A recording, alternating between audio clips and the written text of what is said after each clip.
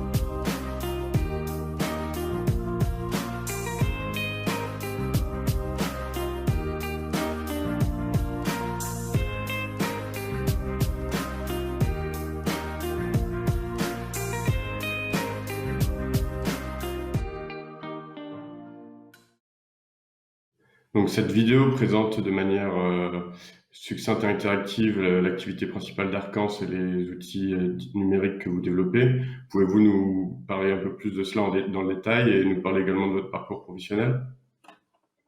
Oui, merci. Alors oui, effectivement, le groupe Arcans fait partie du groupe familial Monwire, qui est connu parce qu'ils ont apporté il y a 100 ans les premières machines qui ont mécanisé la construction avec les grosses machines Caterpillar. Ils sont présents sur un certain nombre de pays en Europe à fournir ces machines et ont accompagné finalement tous les grands entrepreneurs dans leur transformation à l'époque vers la mécanisation.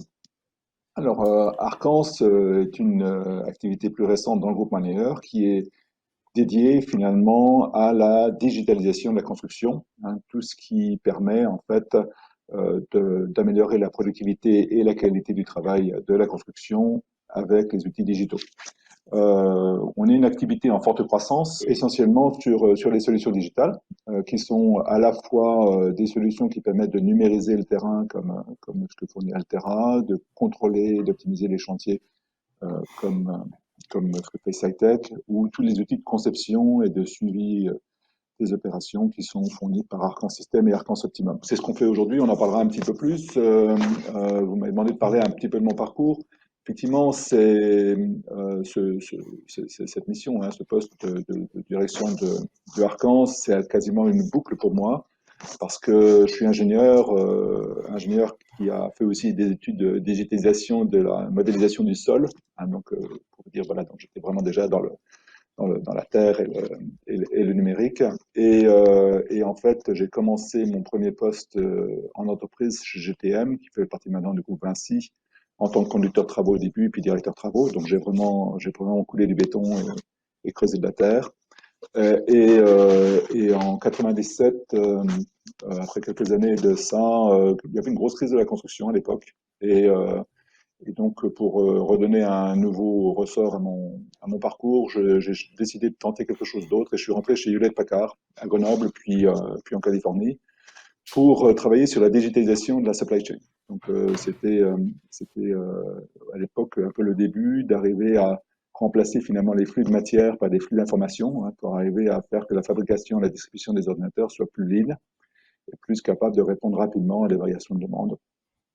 Ce qui a été une transformation très intéressante et qui m'a amené chez Motorola Solutions, qui est finalement un fournisseur de solutions digitales qui permettent aux acteurs de la supply chain de rendre leur supply chain plus lean. Et c'est comme ça qu'on a travaillé avec des grands clients comme UPS, Walmart, Carrefour ou même Amazon, et qu'on a réussi à transformer cette industrie de la logistique finalement vers des processus beaucoup plus efficaces grâce au digital.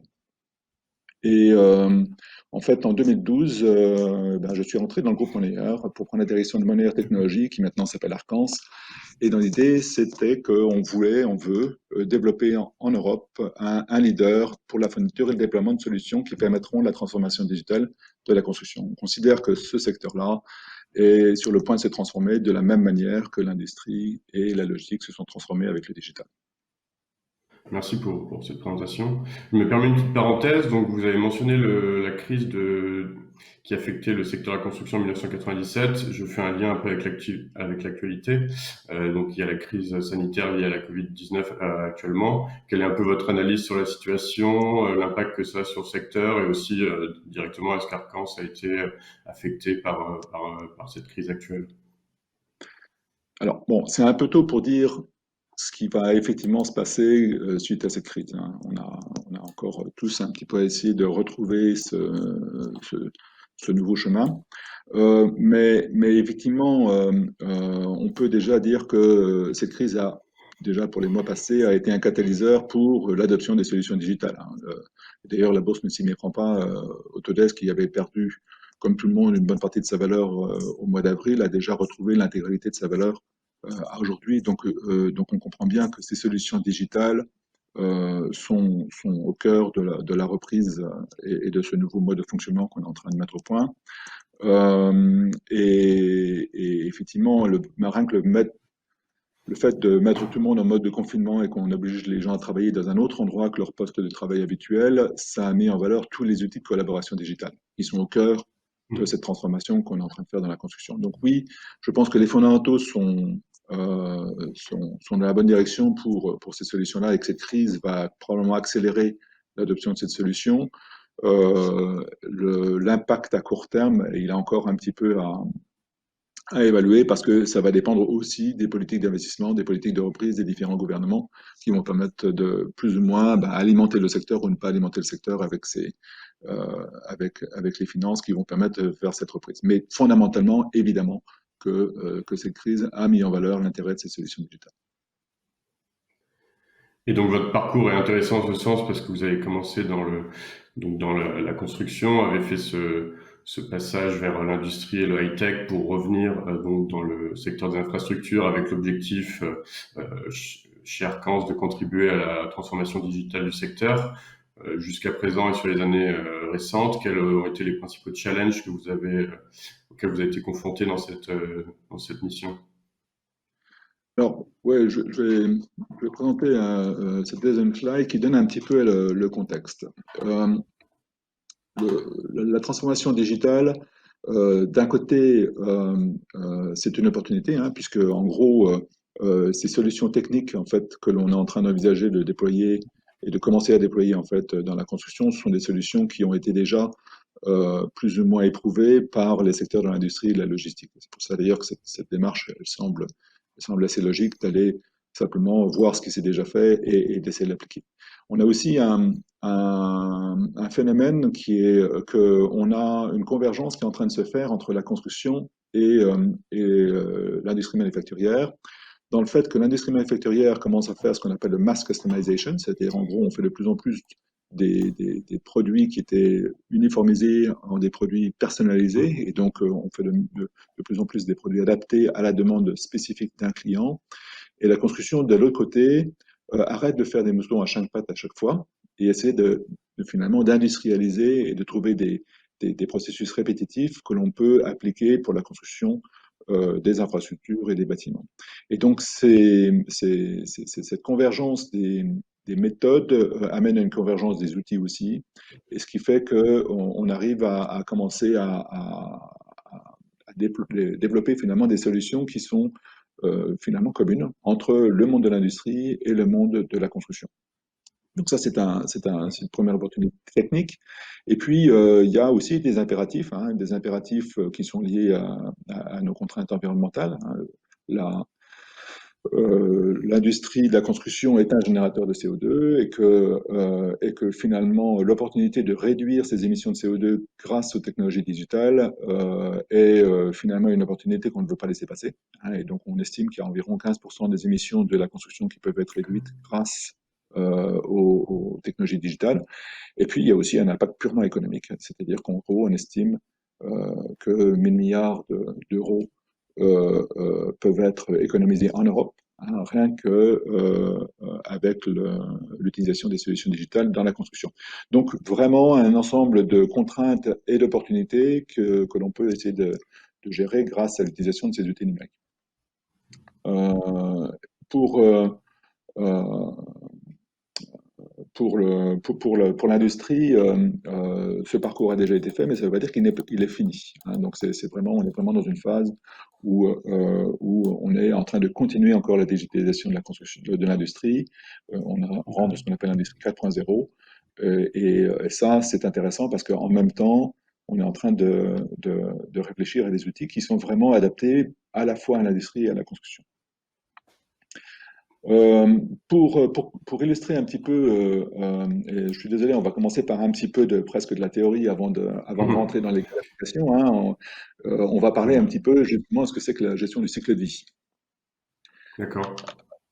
Alors, euh, ce qu'on appelle le cycle de vie dans l'industrie, ils appellent ça PLM, hein, Product Lifecycle Management. Ça veut dire que au lieu de considérer chaque étape de la vie d'un produit de manière séparée entre la phase de conception, hein, design, la phase de construction ou de fabrication pour l'industrie qui s'appelle build, et la phase d'utilisation hein, qui s'appelle operate, hein. Donc nous, dans l'industrie de l'infrastructure ou de la construction, on parle plutôt de DBO, hein, design, build, operate. On a de plus en plus une réflexion holistique qui permet de dire que on ne peut pas imaginer le design sans réfléchir de manière approfondie à la manière dont on va construire ces bâtiments et ces infrastructures et à la manière dont ils vont être maintenus. Et cette réflexion sur le cycle complet a une logique importante, c'est qu'en gros, quand vous dépensez 1 euro dans la phase de conception qui vous permet de mieux réfléchir à comment vous allez construire, en général, cet euro que vous avez dépensé à la phase de design, vous le récupérez avec un facteur de 10. C'est-à-dire, en gros, vous récupérez 10 Ouais. euros dans la phase de construction. Et puis, on retrouve ce même facteur de 10 quasiment entre la phase de construction. En gros, quand vous dépensez 1 euro de plus pour la réalisation de votre ouvrage sur des aspects de qualité ou de maîtrise de l'information pour la préparation de la maintenance, vous le récupérez 10 fois hein, quand vous faites la partie opération et maintenance pendant le cycle de vie du produit. D'accord. Donc, facteur 10 d'économie que vous mentionnez, donc si on investit en amont justement pour mieux conceptualiser et réaliser l'ouvrage, ce qui suppose un facteur déterminant de l'avantage compétitif dans le cadre d'appel d'offres. Est-ce qu'il y a d'autres gros éléments d'optimisation grâce à la digitalisation? Je pense notamment à une optimisation des délais de design et d'exécution grâce justement au recours à la digitalisation. Pardon. Oui, oui, alors effectivement, quand on parle de digitalisation, on parle de maîtrise des processus, hein. Donc, ça a à la fois maîtriser les dépenses, comme c'est la maîtrise des opérations et donc du temps. Euh, et les deux sont liés parce que un des facteurs les plus importants de dépenses sur un chantier, ou même dans un bureau d'études, c'est le facteur temps, hein. Vos grands postes de dépenses, c'est le personnel, c'est les coûts fixes d'installation, et donc une maîtrise du planning, c'est souvent la réalisation d'un chantier profitable. Et donc, effectivement, comme vous dites, hein, ces outils digitaux ont pour objectif à la fois de maîtriser le processus de construction pour avoir une meilleure qualité, une meilleure maîtrise des dépenses et meilleure maîtrise du planning, et donc souvent du gain de temps pour tout le monde. D'accord.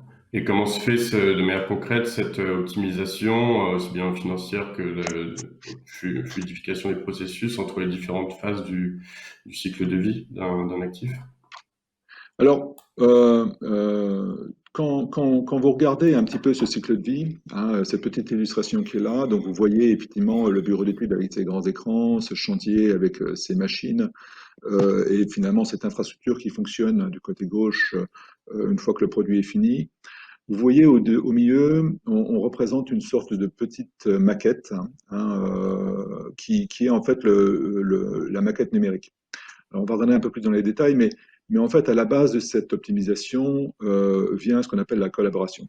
C'est-à-dire le fait que cette information que l'on a conçue dans la phase de design, qui est finalement utilisée et mise à jour pendant la phase de construction et qui finalement est utilisée et remise à jour aussi pendant la phase d'exploitation, toutes ces informations-là, elles sont rendues plus fluides à partir du moment où vous avez organisé finalement un lieu d'échange qui vous permet d'avoir des échanges d'informations plus fluides.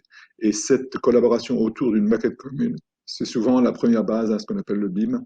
C'est le Building Information Modeling. C'est finalement l'outil digital qui permet une meilleure collaboration entre les différents acteurs de la gestion d'infrastructure et pendant les différentes phases de vie de l'infrastructure. Donc, collaboration entre acteurs et au cours du temps du cycle de vie. C'est ça qui est un peu la clé fondamentale de ces optimisations. D'accord. Alors, pour vous donner un exemple, on va parler un petit peu de ce que c'est que ce jumeau numérique, cette maquette, hein. Et bon, ça c'est une slide relativement simple, mais ça insiste sur le fait que un jumeau numérique, c'est souvent une représentation digitale du monde réel. Et pourquoi est-ce qu'on a besoin d'une représentation digitale? Pourquoi est-ce qu'on a besoin d'un jumeau numérique? Ben, pour la simple raison que le monde réel, c'est le monde important, c'est le monde où on vit, c'est le monde finalement où l'argent et les actions se font. Ce monde réel, il est géré par les lois de la physique, hein. Et les lois de la physique, ça veut dire qu'il est lent, hein, il avance à 1 seconde par seconde. Bon, ça c'est un peu la limite. Et ça ne se change pas. Il y a même des poèmes là-dessus. Et le fait que ce monde qui est géré par les limites de la physique et qui avance à la vitesse du temps, c'est aussi dans l'endroit où il y a les plus gros enjeux financiers. C'est là-dessus qu'on fait les dépenses, qu'on passe le temps, etc. Et pour arriver à, à- à étudier et à optimiser ce que l'on fait réellement dans le monde réel, ce qu'on fait, c'est qu'on fait un jumeau numérique. C'est-à-dire, en gros, on fait une représentation digitale du monde réel. Alors, jamais complète, hein, ce qu'on appelle, il y a toujours la notion du level of detail, hein, donc à quel point on va représenter le monde réel, mais on fait un jumeau numérique qui vous permet de faire finalement de la modélisation et du calcul sur cette représentation du monde, hein, et donc faire de la simulation, faire de l'optimisation, parce que le calcul est de plus en plus rapide, et autrement dit, en quelques secondes, on peut refaire le film d'un ouvrage tel qu'on va le construire et tel qu'il va vivre pendant tout son cycle de vie. Donc on peut refaire finalement 50 ans de vie d'un ouvrage en simulation en quelques minutes, et ce qui va vous permettre de réfléchir à ce qu'il faut faire et d'étudier différentes variantes pour voir quelle est la meilleure manière de construire et de maintenir cette infrastructure de manière à ce qu'il ait effectivement une meilleure fonction et aussi un meilleur coût d'opération. Et l'autre point qui est intéressant, c'est que le coût du calcul baisse très rapidement et que donc le coût d'une simulation est devenu maintenant une fraction, hein, du coût de réalisation, et ce qui vous permet vraiment d'envisager 3, 4, 5 variantes de D'accord. manière à optimiser un chantier, à la fois pour arriver à le faire bien d'une première fois et faire des économies d'argent et du CO2 finalement sur tout le cycle de vie de l'ouvrage. D'accord, très intéressant. Et donc fort développement du jumeau numérique que vous venez de présenter, mais donc avec cette tendance justement à passer au virtuel et à modéliser énormément les choses, comment ça on peut coordonner avec les expériences terrain, j'ai envie de dire. Alors, oui, on pourrait croire que c'est qu'on rentre dans le monde complètement simulé, hein, Matrix, si vous voulez. Et en fait, non, c'est pas ça le but, hein. On peut s'appuyer sur l'expérience des industriels pour, pour expliquer que finalement, cette création d'un humain numérique, c'est pas une manière de remplacer finalement l'expérience sur le monde réel, c'est une manière de le capitaliser. Alors pour ça, je vais m'appuyer sur un schéma qui vient directement de l'industrie manufacturière, hein, parce que l'industrie automobile, qui est finalement, vous reprenez ce jeu numérique, hein, d'un côté, du côté droit, le côté du monde réel, le côté gauche en bleu, le monde virtuel. Et là, on rajoute un élément supplémentaire, c'est que d'un côté, en vert, vous voyez, c'est le produit fini, hein, donc pour nous, c'est plutôt l'infrastructure et puis le modèle de l'infrastructure, le BIM, hein. Et puis en bleu, vous avez l'outil productif. Hein. Donc dans l'industrie, c'est l'usine. Pour nous, c'est le chantier. Et en fait, vous faites un jumeau numérique non seulement de l'infrastructure cible, hein, donc ou l'infrastructure que vous gérez, donc ça vous permet de suivre comment l'infrastructure fonctionne aujourd'hui et de faire une simulation de comment il faudrait faire pour l'améliorer. Et vous faites aussi une représentation du chantier que vous allez utiliser pour la faire évoluer, cette infra. Et vous allez voir finalement avec la simulation quelle est l'optimisation que vous allez faire pour le réaliser plus rapidement et à un moindre coût. Mais cette information ne descend pas simplement de la maquette numérique vers le monde réel, elle remonte aussi, c'est-à-dire qu'en gros, avec les mesures de performance de l'infrastructure, les trafics, les fatigues, les usages que vous voyez de l'infrastructure, vous pouvez remonter de l'information dans votre maquette et dire, ah bah tiens, j'avais pensé que ça allait se passer comme ça, mais en réalité, mon expérience, ma mesure me montre que mon modèle doit être corrigé avec ces informations supplémentaires que je récupère du monde réel. Et donc ce retour d'information, à la fois pendant la phase d'exploitation sur le suivi des infrastructures, mais aussi pendant la phase de chantier sur les niveaux de performance, le suivi du planning, etc. C'est de l'information qui vous permet de remettre à jour votre modèle et d'arriver encore une fois, le corriger, l'améliorer et de faire une meilleure décision pour l'évolution suivante. Donc c'est une collaboration étroite entre le jumeau numérique d'un côté et le jumeau réel de l'autre côté, qui fait D'accord. que vous améliorez continuellement votre manière à la fois d'exploiter, mais aussi de concevoir et de faire évoluer votre infrastructure. D'accord. Donc le BIM permet justement de nourrir encore plus ce cycle d'amélioration continue. Et comme vous l'avez présenté sur la précédente slide, ça repose avant tout sur la création d'un espace collaboratif où l'échange et le partage d'informations est clé. Mettre en place un tel espace peut sembler assez aisé, par exemple pour un grand groupe qui va un peu détenir les types de métiers sur la chaîne de valeur du secteur d'infrastructure, que ce soit le concepteur réalisateur, le métier de concessionnaire ou d'exploitant mainteneur. Comment ça peut se mettre en place, par exemple, sur un appel d'offres où il y aura un consortium où ces différents métiers seraient représentés par des actionnaires, enfin des entreprises dont l'actionnariat est différent. Alors, oui, vous touchez un point important. Effectivement, les cas d'application les plus évidents pour la mise en place d'une maquette numérique, c'est les cas où finalement l'actionnaire est le même du côté exploitant que du côté entrepreneur ou bureau d'études, qui est le cas par D'accord. exemple typiquement dans des PPP ou des, ou des entreprises qui ont un élément en concession. Mais ça n'empêche que il y a d'autres moyens. Hein. On peut avoir un partage d'intérêt qui est généré, par exemple, par la maîtrise d'ouvrage, qui va dire, bah, tiens, je vais vous faire participer finalement au gain de temps. Hein, j'ai un gain d'exploitation si jamais je livre mon ouvrage un mois plus tôt. Eh bien, je vais D'accord. d'un côté peut-être avoir des pénalités, de l'autre côté avoir une manière de gagner si vous avez des éléments en plus. Ou tout bêtement dire que la digitalisation, la maquette numérique va être quelque chose qui va me rendre service pour l'exploitation. Et à ce moment-là, je vais payer une partie du coût de développement de la maquette dans le cadre de l'appel d'offres. Donc un certain nombre de modèles, hein, on voit de plus en plus aussi ce qu'on appelle des alliances ou des partenariats spécifiques qui se font. Typiquement, c'est des grands paris que vous avez reçus il n'y a pas très longtemps, D'accord. est un des modèles comme ça où on a une notion de partage du gain quand on trouve une variante intéressante. Donc il y a des solutions. D'accord. Donc, merci pour cette première partie un peu technique et théorique qui présente bien les bases sur le BIM, son fonctionnement, etc. Pour rentrer un peu plus dans le concret, avez-vous des exemples récents de missions, projets réalisés par Arcans en Europe dans le déploiement de ces solutions digitales récemment? Oui, alors, oui, bien sûr. Je vais vous en montrer parce qu'effectivement, ça prend plus de sens quand on voit les cas réels. Donc, ce que je vais faire, c'est que je vais vous parler de deux chantiers où ces techniques ont été mises en œuvre. Un qui est en Belgique et l'autre en Finlande.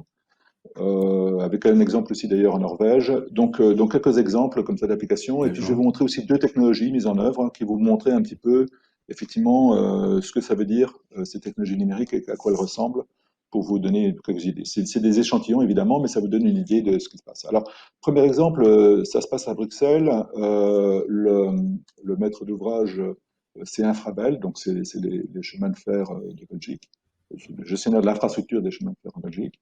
Mhm. Et le bureau d'études s'appelle TUCRAI. Il y a multiples intervenants. Et l'idée, c'est que suite à l'accident du tunnel du Mont Blanc, on a eu une évolution des normes pour les passages en souterrains et qu'il fallait remettre finalement ces passages de voies sous Bruxelles aux nouvelles normes pour arriver à protéger évidemment les passagers en en cas d'incendie. Et donc, il y a une maquette qui a été faite. Hein. Alors, vous voyez, donc là, c'est des représentations rapides de toute la zone avec des scans qui ont été faits des bâtiments qui sont aux alentours. On s'approche un petit peu du tunnel. Toujours, c'est une seule maquette. Hein. On se rapproche encore un petit peu plus. Et vous voyez que le niveau de détail dans la zone qui nous intéresse Mhm. devient de plus en plus fin. Hein. Et quand on rentre dans le tunnel, vous voyez que, puisque la zone qui nous intéresse, c'est effectivement tout le phasage donc des passages des trains dans les voies pendant qu'on fait les travaux et finalement de toutes les interventions.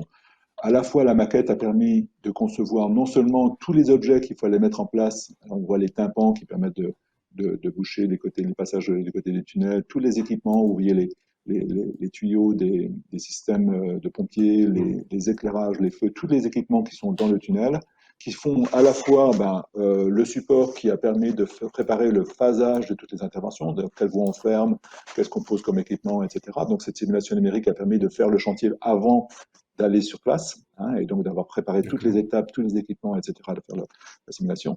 Mais en plus, c'est une maquette. Vous voyez que tous les éléments dedans sont référencés. C'est une maquette qui est utilisée par l'exploitant pour savoir quels sont les équipements qui sont dans le tunnel.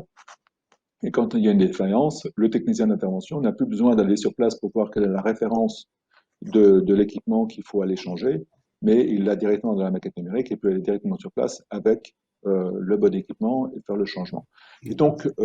donc tout ça, c'est effectivement comment une maquette numérique peut être finalement utilisée à la fois pour concevoir les travaux, optimiser la phase d'exécution et être utilisée après pour optimiser les phases d'exploitation.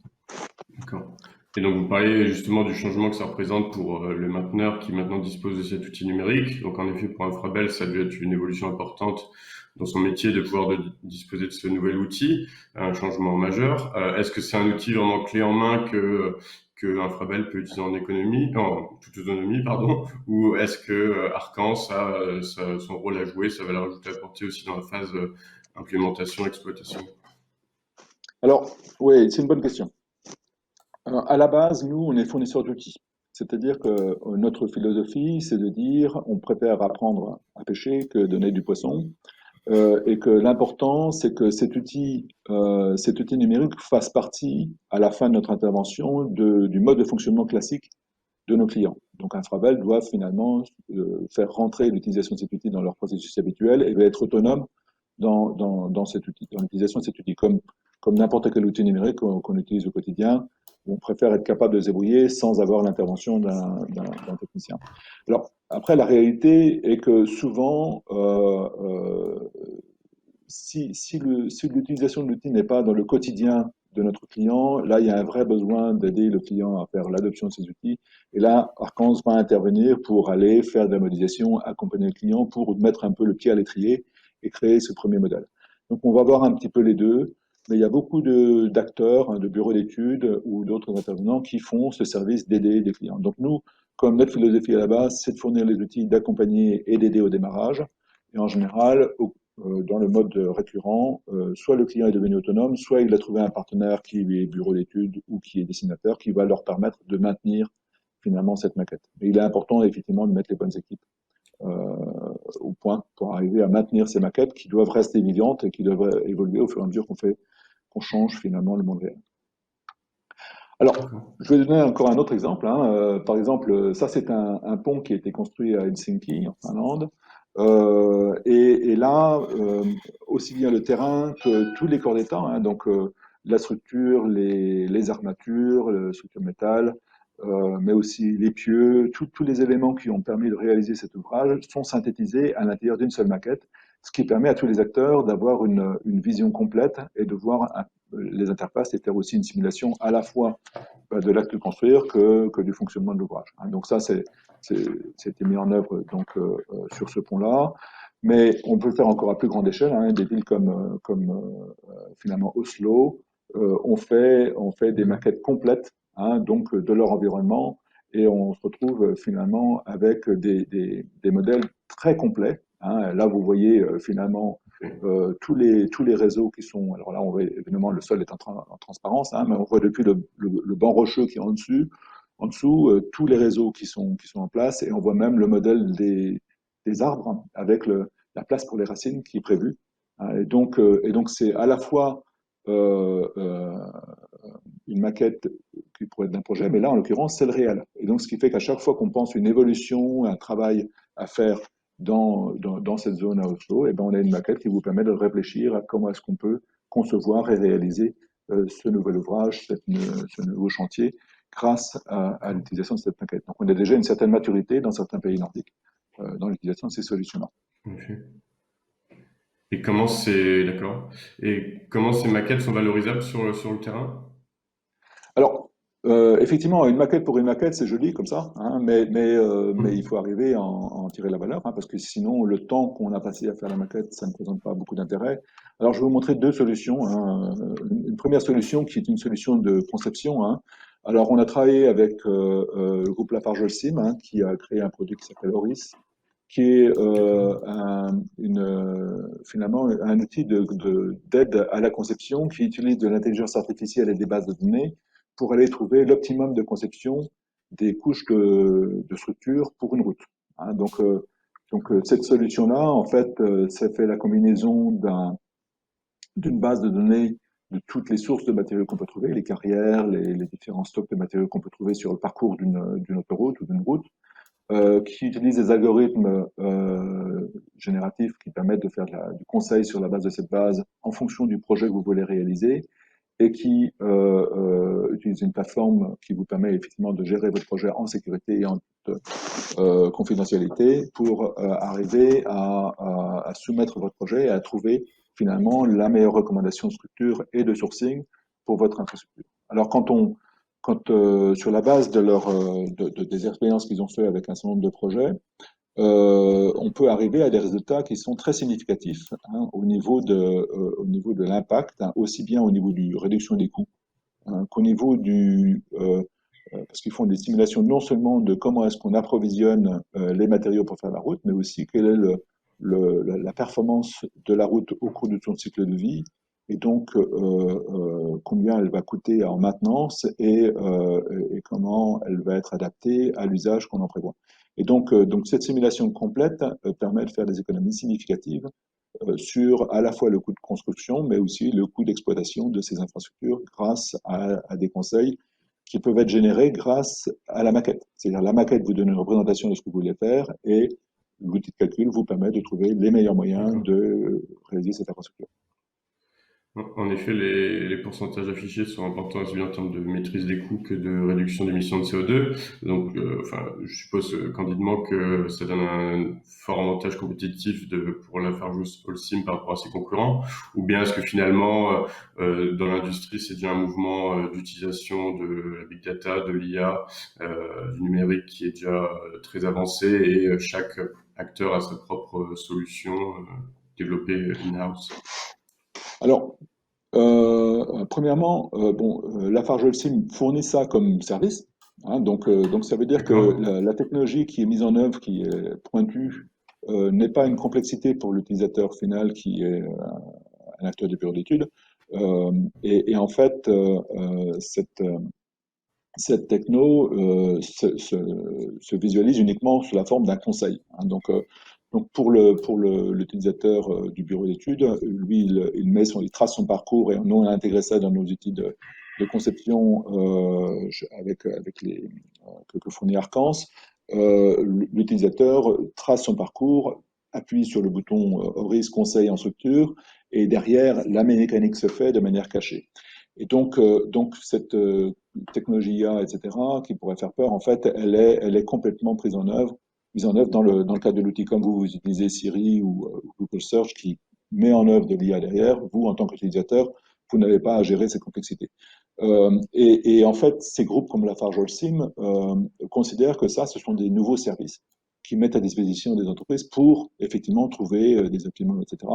Comme la plupart des fournisseurs de matériaux et de services dans la phase de construction vont compléter leur acte qui est dans le monde physique, hein, je fournis du matériau, avec des outils numériques qui vont permettre de donner un meilleur usage à leur fourniture. Donc ça fait partie d'un ensemble que tous les acteurs vont commencer à faire. Mais on va dire que là-dessus, Lafarge Holcim est quand même un petit peu pionnier, hein, un peu en avance par rapport à d'autres acteurs sur ce sujet-là. D'accord. Euh, Donc, vous parlez donc du besoin, enfin, besoin ou non de maîtriser les technologies justement pour avoir recours à ces outils. De manière encore plus concrète sur le terrain, comment ça se passe justement pour utiliser tout ce type de nouvelles solutions digitales numériques? Alors oui, ça c'est vrai. Alors quand vous vous souvenez de la slide juste avant, hein, quand on parlait de la maquette de Oslo, à quel point ça peut être Hmm. complexe, évidemment, il faut des outils qui permettent de visualiser et d'utiliser ces maquettes sur le terrain. Et là, des nouvelles technologies comme la réalité augmentée viennent à l'aide. Et je vais vous montrer un petit film qui va vous montrer un petit peu comment est-ce qu'on peut utiliser ces outils de réalité augmentée pour visualiser finalement des projets sur le chantier. Alors vous voyez là, c'est un projet de passage souterrain hein, qui est en cours de construction. Et grâce à cette tablette de D'accord. réalité augmentée, hein, on peut voir sur le projet réel la projection. Hein, donc la projection, et vous voyez D'accord. même qu'on a le niveau de détail, on voit les réseaux intérêts qu'on prévoit de faire, et ça vous permet de vérifier notamment comment ça interfère et comment ça s'interface finalement avec l'existant et donc directement sur le chantier, prendre les décisions sur le projet et de se dire, tiens, là, il y a une erreur, il y a un problème, il faut raccorder tel projet existant avec le projet et remonter de l'information. Vous vous rappelez tout à l'heure quand on disait la maquette, il faut la faire vivre avec les informations du terrain. Et bien, ces outils de terrain vous permettent à la fois de mieux comprendre la maquette devant le chantier, mais aussi de remonter l'information et de remettre à jour le projet en fonction des contraintes que vous voyez réellement sur le chantier. Donc bon, un certain nombre de technos, un certain nombre de moyens qui sont maintenant possibles. Et effectivement, le but final, c'est d'arriver à optimiser les coûts de réalisation, les coûts de construction, grâce à une meilleure collaboration entre les différents acteurs. D'accord. Donc, bon, vous avez présenté donc quelques technologies implémentées sur des projets dans des pays différents. En bref, un exemple à mettre en avant sur le principal challenge rencontré sur la réalisation de ces projets. Oui, alors, je vais vous montrer, rien que pour illustration, les gains réalisés dans certains nombre de chantiers où finalement les méthodes numériques ont été mises en place. Si vous prenez en ça, c'est les coûts de projet en Norvège. Vous D'accord. voyez à gauche la moyenne des coûts de dépassement hein, liés à des changements de projet suite pendant la réalisation de chantier, pour tous les chantiers de plus de 10 millions d'euros. Hein. Donc, vous voyez que les coûts de dépassement étaient en moyenne d'environ 15% avant 2016. Et, en fait, ils ont fait une mesure hein, de tous les chantiers de plus de 10 millions sur lesquels un projet de collaboration numérique a été mis en place. Et vous voyez que finalement, pour ces dépassements de projet, alors c'est juste un des exemples hein, de l'impact coût, hein, mais la moyenne des dépassements est arrivée à peu près 6%. Donc en gros, on a une économie aux alentours de 9% sur le coût total de projet euh, euh, sur, sur l'ensemble de ces projets qui ont été réalisés avec une maquette numérique. Bon, ces économies de coûts, elles se passent essentiellement auprès d'un côté du maître d'ouvrage, hein, qui va profiter d'une infrastructure qui a été réalisée dans les temps et avec une qualité supérieure et éventuellement avec des économies de coûts de variantes, et au niveau de l'entrepreneur qui a trouvé ces variantes, ces économies qui permettent de réaliser le même ouvrage avec moins d'argent. Euh, souvent, l'effort est réalisé aussi par le maître d'œuvre, une grande partie par le maître d'œuvre. Et donc, on voit un déséquilibre entre le bénéfice réalisé par ces méthodes et l'effort de l'autre côté qui est porté par un certain nombre d'acteurs. Et donc, il est absolument important que, que cette répartition des coûts-efforts soit faite entre les acteurs pour que ceux qui doivent faire l'effort pour faire les économies en tirent un maximum de Sans bénéfices. Alors, bénéficier. voilà. Donc ça, c'est un peu un des premiers aspects. Le deuxième aspect qui est souvent évoqué et qui peut s'appliquer à un certain nombre de projets, pas forcément à tous, c'est tout bêtement la gestion des accès et la confidentialité des informations. Alors, on doit passer d'un monde où effectivement chacun garde un petit peu son information pour soi, mes ratios c'est mon information, et à un monde où on partage l'information pour pouvoir trouver des solutions ensemble qui soient plus performantes. Et puis, il y a quand même des cas aussi qui vont rester, hein, qui sont que certaines informations de design et d'infrastructure doivent rester confidentielles. Vous prenez une centrale nucléaire, par Ouais, exemple, bon, ben, on ne peut pas s'amuser à avoir un doute sur qui a accès à l'information de design de cet ouvrage. Donc ça, c'est des choses qui d'accord, demandent des solutions techniques particulières pour s'assurer que cette confidentialité, elle est bien garantie. d'accord. Et sur donc cet exemple de la centrale nucléaire un peu extrême et intéressant, si aujourd'hui on dit, par exemple, voilà, que EDF souhaite mandater Arcans pour optimiser son outil de gestion d'une centrale nucléaire, est-ce que factuellement, sur le terrain, est-ce que c'est techniquement implémentable pour Arcans de mettre en place cet outil chez un gestionnaire de centrale nucléaire, ou est-ce que les contraintes justement de confidentialité ou de contraintes sur le partage de l'information, car je suppose qu'ils voudront garder les informations sur leur serveur, etc. Est-ce que toutes ces contraintes rendent de fait ce projet réalisable ou non? Alors, c'est de l'informatique, c'est de la gestion des accès à l'information, et donc c'est tout à fait, c'est tout à fait résoluble.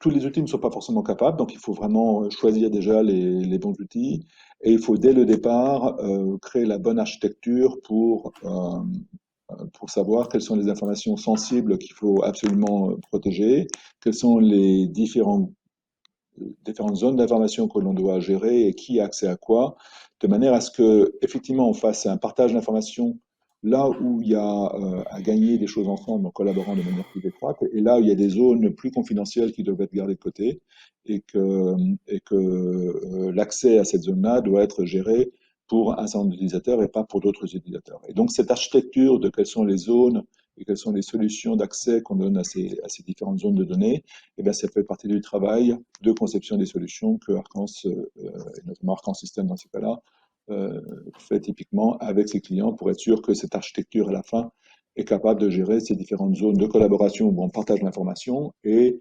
finalement de confidentialité où certaines informations doivent rester dans des zones exclusives. Et D'accord, ça, c'est bon, voilà, c'est important d'y penser dès le départ, mais c'est tout à fait résolu. d'accord.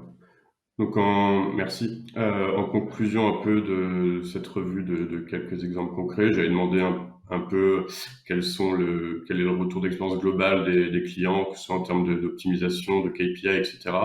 Euh, vous avez déjà présenté de manière assez concrète les, euh, les améliorations que ces projets ont pu donner en termes voilà, comme on voit sur les statistiques sur cette slide. Avez-vous un autre élément de retour d'expérience un peu général de ces clients? Oui, alors, bon, donc on a vu que là, l'enjeu est quand même significatif, hein. Quand on voit ces impacts, quand on sait que un entrepreneur, hein, sa marge de manœuvre, c'est quelques pourcents, hein, au niveau financier. Donc là on voit que cet enjeu, ça fait la différence entre quelqu'un qui sait rester profitable ou devenir clairement très profitable par rapport à un entrepreneur qui n'arrivera pas à s'en tirer avec ce genre de projet. Donc ça, c'est très important d'un point de vue des entrepreneurs. Les exploitants en tirent aussi beaucoup de bénéfices. Donc ça, c'est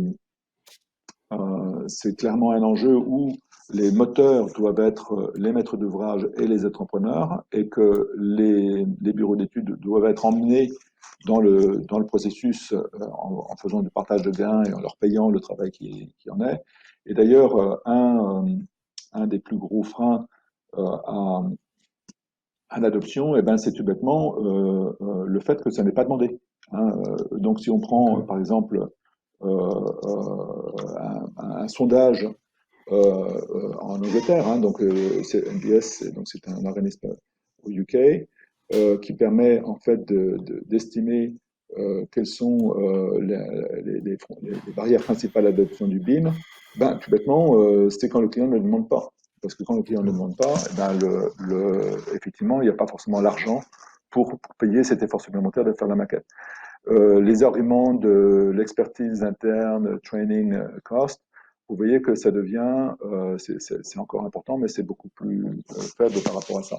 Cette phase d'adoption, on peut effectivement euh, la surmonter grâce à d'autres manières de faire les contrats. Typiquement, parce que vous faites un mandate, c'est-à-dire qu'en gros, par exemple, en Angleterre, la loi a dit que pour tous les ouvrages publics, une maquette numérique D'accord. sera fournie. Hein, donc, depuis 2014, ce mandat était là, et donc, du coup, effectivement, la question ne se pose plus.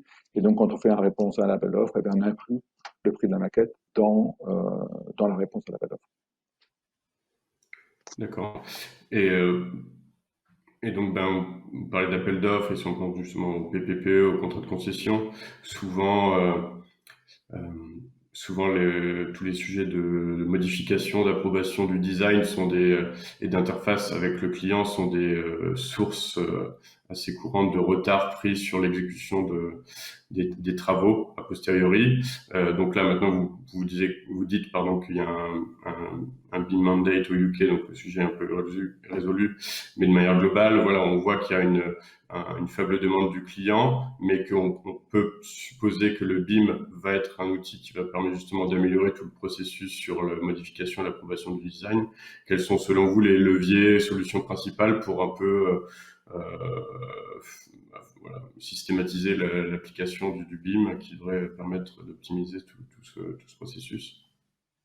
Alors, oui, retour d'expérience encore une fois là-dessus.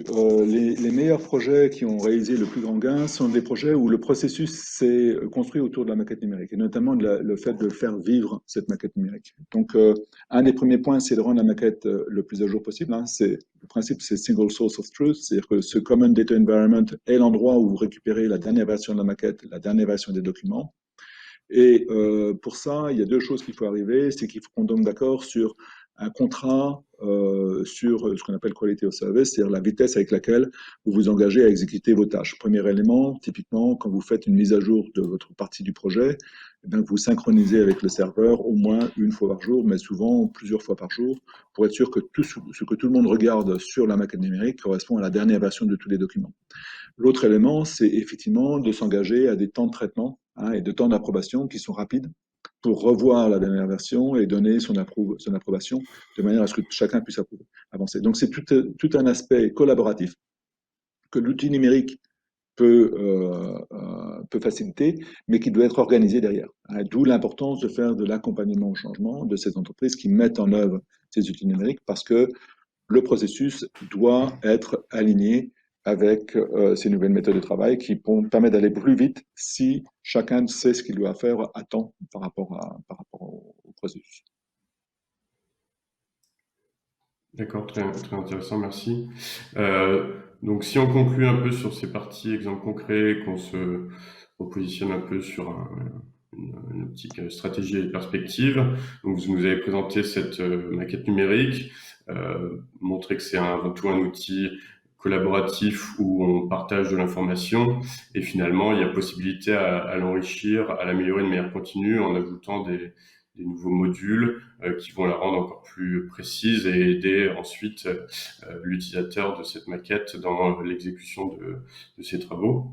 Aujourd'hui, on voit un peu le développement d'une infratech, au final avec une nébuleuse de startups qui développent leurs propres solutions techniques qui s'appliquent de manière concrète au secteur des infrastructures.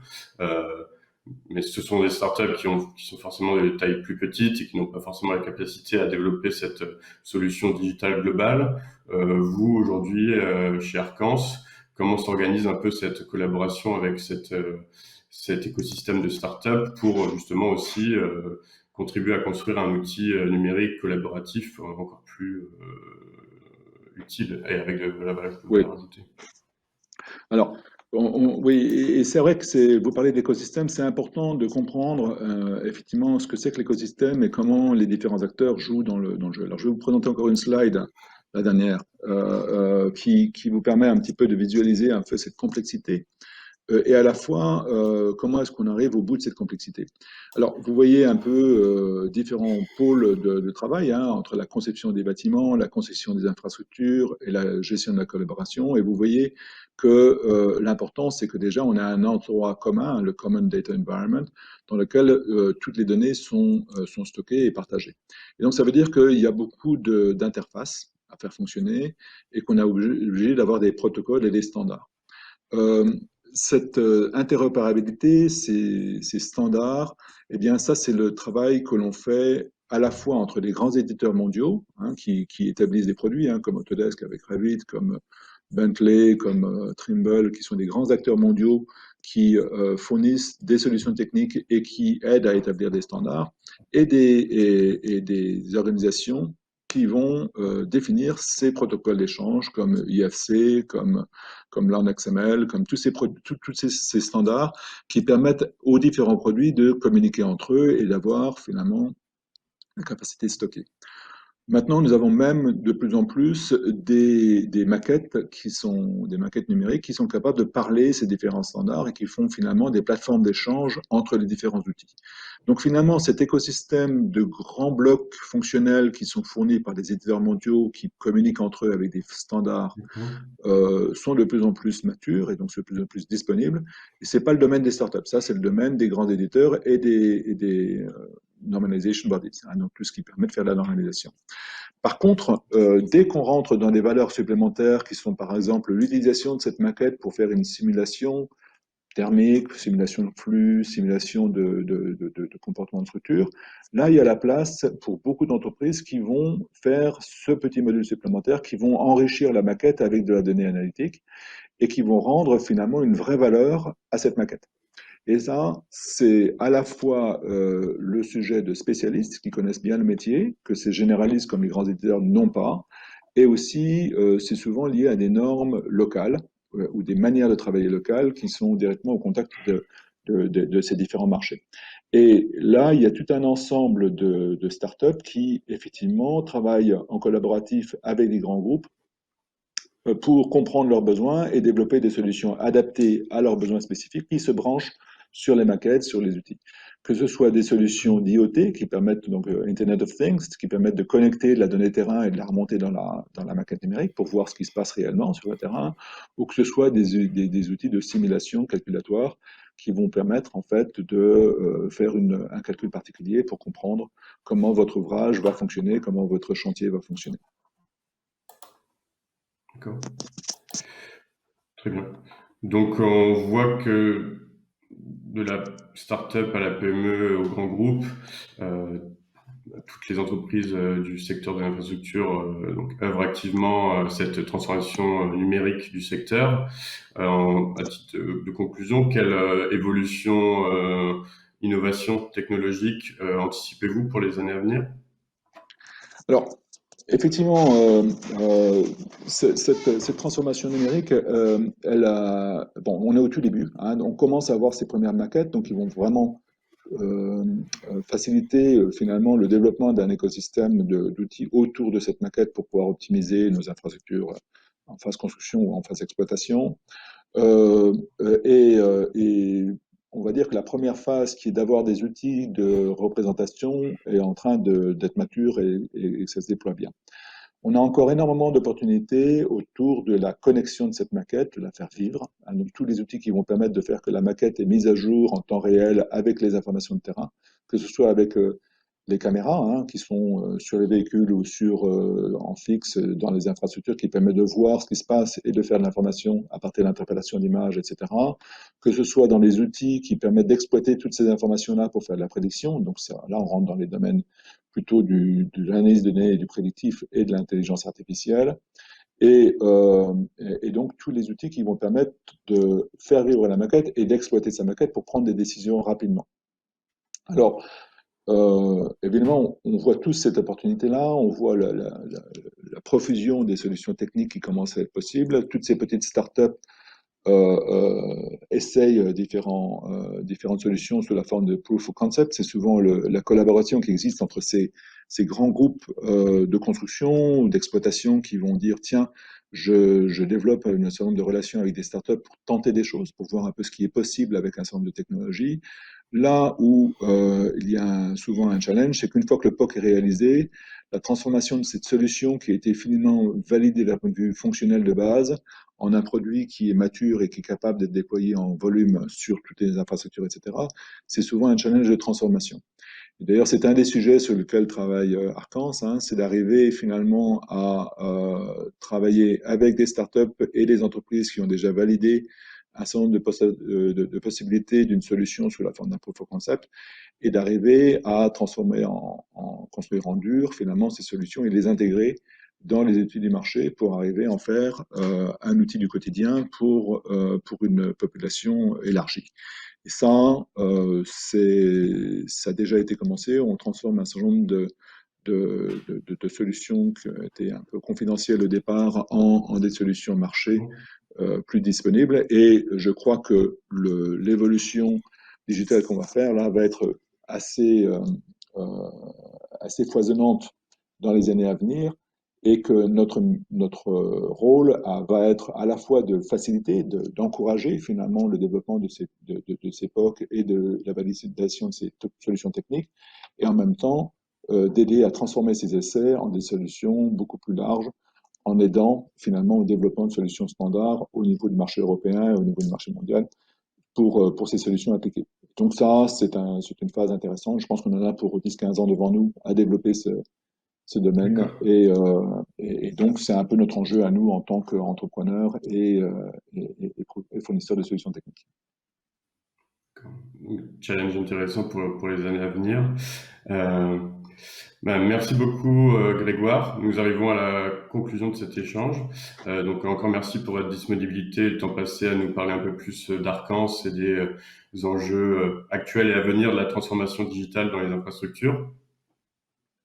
Merci beaucoup, merci à vous et merci pour votre accueil et puis bonne continuation dans le fait de faciliter la connaissance et le développement de ces nouvelles techniques dans le domaine de l'infrastructure. À Merci. bientôt. Et, et un grand merci également à nos auditeurs, adhérents et sponsors. Nous espérons que cet échange d'aujourd'hui avec Grégoire Aranz, donc première série de Expert Session, vous aura plu et on vous donne rendez-vous pour notre prochain Web Talk. Bonne journée, au revoir. Au revoir.